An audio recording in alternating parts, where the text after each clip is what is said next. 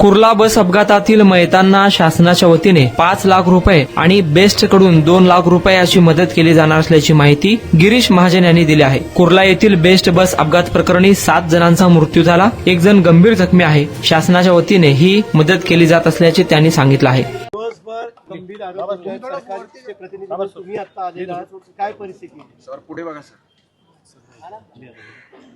खरं अतिशय दुर्दैवी घटना काल रात्री या ठिकाणी घडली। जवळपास 7 जण या अपघातामध्ये मृत्युमुखी पावलेले आहेत आणि जवळपास 38-40च्या जवळपास जखमी आहेत। काही जखमींना उपचार करून घरी पाठवण्यात आलं, काही जखमी बाहेर प्रायव्हेट हॉस्पिटलमध्ये सुद्धा त्या ठिकाणी गेलेले आहेत। पण 7 जण या अपघातामध्ये मृत्युमुखी पडले। सायनला एक अजून रुग्ण आहे, तोही जरा गंभीर आहे, तिथे मी जाऊन तिथे भेट देणार आहे। पण झालेली दुर्घटना अतिशय दुर्दैवी आहे। सर्व जे मयत आहेत शासनाच्या वतीने त्यांना मदत जाहीर मुख्यमंत्री महोदयांनी आदेश केलेली आहे। 5 लाख शासनाच्या वतीने, 2 लाख बेस्ट त्या ठिकाणी देणार आहे, 7 लाख रुपये प्रत्येक मयताला आपण त्या ठिकाणी देणार आहोत।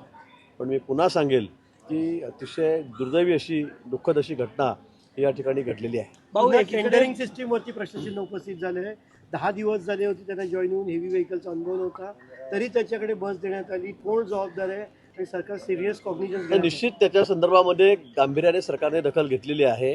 ड्रायव्हर त्याची सर्व मेडिकल झाली, तो कुठेही नशेमध्ये नव्हता, कुठे दारू प्यायला नव्हता, पण ट्रेनिंग होऊन आला आणि त्याच्या हातात बस देण्यात आलेली होती, हे खरं आहे।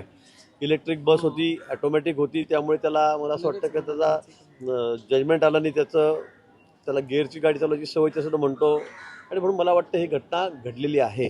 पण निश्चित या बाबतीमध्ये 10 दिवसाचा PC त्याला मिळालेला आहे, पोलीस कस्टडी मिळालेली आहे। या संदर्भामध्ये पोलीसही अधिक तपास करतायत, पण जो कोणी त्याच्यामध्ये दोषी असेल त्याच्यावर कारवाई केली जाईल। भाऊ, एक महत्त्वाचा प्रश्न आहे की ज्या बेस कर्मचाऱ्यांना कामावर घेतलं जातं अधिकृतरित्या, त्यांना जी ट्रेनिंग दिली जाते तीच ट्रेनिंग ह्या कंत्राटी कर्मचाऱ्यांना सुद्धा दिली जाते का? तेवढाच वेळ द्यायचा असतो का? मला वाटतं ट्रेनिंग दिली जात असेल, आता या संदर्भात मला माहित नाही, माझा हा विषय नाहीये। पण मला तसा निकष आहे का? स्पष्ट होत आहे, कारण त्याचं जॉईनिंग 1 डिसेंबर आहे आणि 10 डिसेंबरला तो तसा काही निकष म्हणून आहे मला का? असं वाटतं की या संदर्भामध्ये सखोल चौकशी करण्याचे आदेश माननीय मुख्यमंत्री महोदयांनी या ठिकाणी दिलेले आहेत आणि चौकशी सुरू आहे।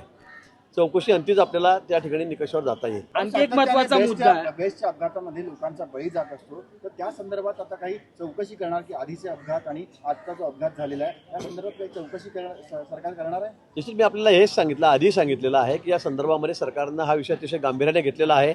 यापूर्वी सुद्धा काय ज्या दुर्घटना घडल्या असतील त्या कालची घटना या संदर्भामध्ये सगळ्या गोष्टींमध्ये त्या ठिकाणी विशेष चौकशी त्या ठिकाणी होईल आणि चौकशी करून हे अपघात घडणार कसे नाहीत या संदर्भामध्ये निश्चित आम्ही विचार करू, सरकार त्या संदर्भामध्ये विचार करेल। भाऊ, मृतांना मदत केलेली आहे, पण जे जखमी आहेत किंवा काही अनेक रिक्षांवर जे तो थेट बस चढलेली आहे, आम्हाला काही आता रुग्ण मिळाले की त्यांची रिक्षा गेलेली आहे, पण त्यांना MRI साठी बाहेर पाठवण्यात आलं होतं, असं प्रकारचं त्यांना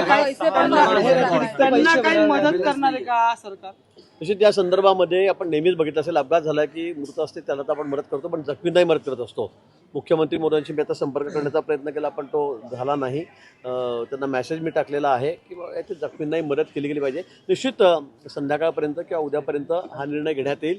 जखमींनाही, जे गंभीर जखमी आहेत त्यांनाही मदत करू, जे किरकोळ जखमी आहेत त्यांनाही शासनाच्या वतीने मदत करण्यात येईल। विरोधकांकडून 10 लाख द्यावी अशी मागणी केली होती, विरोधी पक्षाचे आमदार येऊन गेले आता, 10 लाख मृतांना द्यावे, 5 लाख अतिशय तुटपुंजी असं त्यांचं, आणि 1 लाख जखमींमध्ये मला वाटतं 7 लाख रुपये आता आपण या ठिकाणी दिलेले आहेत। बेस्ट 2 लाख रुपये आणि शासनाच्या वतीने 2 लाख।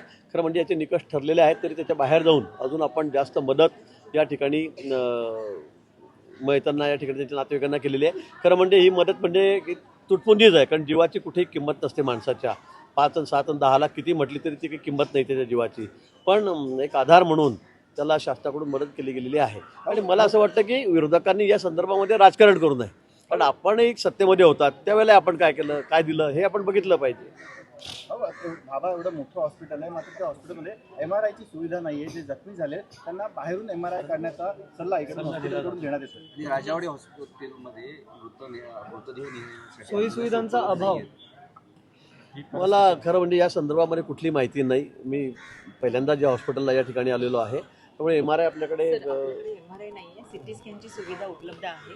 जेवढे पेशंट ॲडमिट झाले, ज्यांना गरज होती त्या सगळ्यांचं आपण सिटी स्कॅन करून घेतलेला आहे. सगळ्यांचे रिपोर्ट्स नॉर्मल आलेले आहेत. फक्त एक पेशंट आहे की ज्याला MRIची आवश्यकता होती. काही न्यूरोलॉजिकल प्रॉब्लेम्स आहेत का ते रूल आउट करायचे होते. पण आपण पेशंटच्या सर्व नातेवाईकांना इन्स्ट्रक्शन्स दिलेले आहेत की कोणाकडनंही कुठल्याही प्रकारची म्हणजे पैशाची मागणी करण्यात येणार नाही आहे. हॉस्पिटल रुग्णालयातर्फे सर्व सुविधा आम्ही मोफत देत आहोत. आणि MRIची गरज असेल तर राजावाडी हॉस्पिटलला आपल्याकडे MRI उपलब्ध आहे. पेशंटला घेऊन जाण्याची पूर्ण जबाबदारी ही आमची आहे आणि असे इन्स्ट्रक्शन्स आम्ही सगळ्या नातेवाईकांना दिलेले आहेत. गिरीश भाऊ, एक वेगळा विषय आहे. अजित पवारांची ईडीची चौकशी ही सुरूच राहणार आहे. म्हणजे भाजपच्या घरात कंट्रोल राहील का? गिरीश भाऊ, महत्त्वाचा विषय, कारण महत्त्वाचे नेते तुमच्या सत्तेत आहेत, त्यांची चौकशी बंद होणार असं वाटलं तर चौकशी सुरूच राहते. मला वाटतं काही नियम आहेत, त्या नियमाच्या अधीन राहून काही चौकशा सुरू असतील. आता आपण कालही बघितलं सुप्रीम कोर्टामधून मला वाटतं अजितदादांना त्या ठिकाणी दिलासा मिळालेला आहे. ज्या काय चौकशा आहे असं होता कामा नये की बाबा आता सत्तेत आले, आमच्याकडे आले म्हणून सगळ्या चौकशा बंद झाल्या असं नाहीच आहे. कुठे जे आरोप आमच्यावर होत आहेत मला वाटतं ते सगळे निराधार आहेत.